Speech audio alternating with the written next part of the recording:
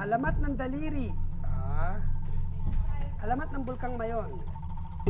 Hey, alamat yan ah. Ano yan? Alamat? Yes, namimiss ko na yan eh.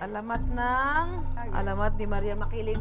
Pag sa malayo daw yung Maria Makiling, bundok Maria Makiling, parang babaeng nakahiga. Bundok Banahaw. Ay, hindi ko Kasi pa mag-Holy Week. Oo. Ayan, maraming Hindi umaakyat ko pa dyan. napapasok Ay, yan. hindi pa. Ako naakyat ko na. Ano, Hanggang sa kamusta? tuktok. Eh, di mataas. Kung dun sa kabila kasi naakit ko yung Cristobal eh. Ang hirap akitin ng Cristobal. Usually, may mga umakit to dyan, nawawala, hindi na mo nakikita. Mabuti pa alamin natin yan. Halika, Sige. totoo yan. Yung mga kapalaghan. Pero gusto kong dalhin to. Tara. Alamat ni, tutukan. I wonder. Saan nga pa nanggaling ang paniniwala ni Juan. Sa mga nilalang sa kabundukan. kabundukan.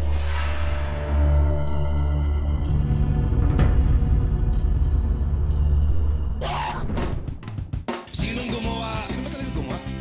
Paano nagsimula? Oo nga. Iba't ibang paniniwala. Dami kasi. May basihan ba o wala? Bigyan ng linaw. Hanapan ng sagot. Alamin ang totoo. Ituwid ang baluktot. I wonder. I wonder. Mga tanong ni Juan, bigyan ng kasagutan. I wonder. I wonder. Mga tanong ni Juan, bigyan ng kasagutan. I wonder.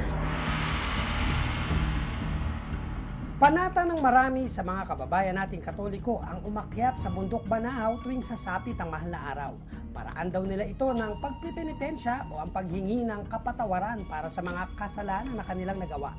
Dahil sa relihiyosong paniniwalang ito, binansaga ng bundok Banahaw bilang Holy Mountain.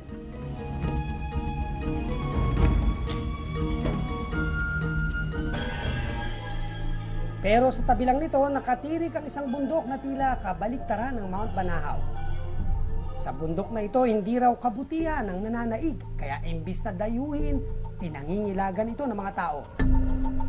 At hindi raw kapatawaran sa kasalanan ang matatagpuan dito, kundi di umano masasamang elemento, mga nilalang na hindi tao. Kaya ang bundok na ito binansagang Devil's Mountain.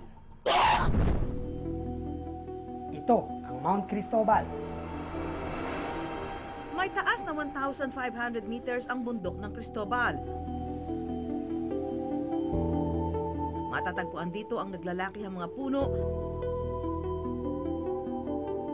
at iba't ibang klase ng mga halaman.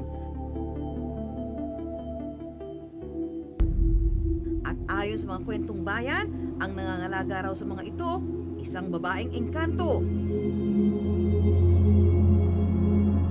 At dahil ayaw daw ng engkanto na may gumagambala sa kanyang teritoryo, itinataboy daw nito ang mga dayo sa pamamagitan ng pagpapakita at pagpaparamdam.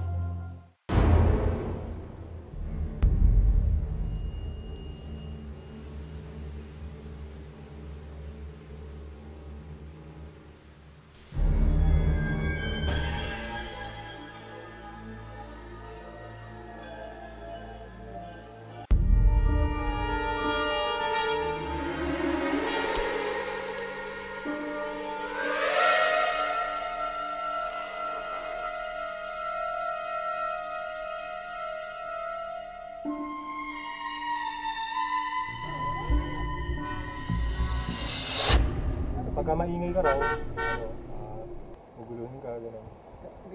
Naalog-alog yung tent.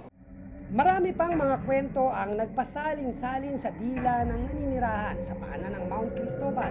Nariyan ang tungkol sa nilalang na kung tawagin nila'y si Pungisnis. Kumbaga nakatindig siyang ganyan, ang kamay niya abot hanggang dini. Pero nakatindig siyang ganyan. Nang itsura noon, malaki yung tiya niya na mabalahibo. Ang balahibo niya walang pinagkaiba sa balahibo ng baboy damo. Matigas din ang balahibo niya.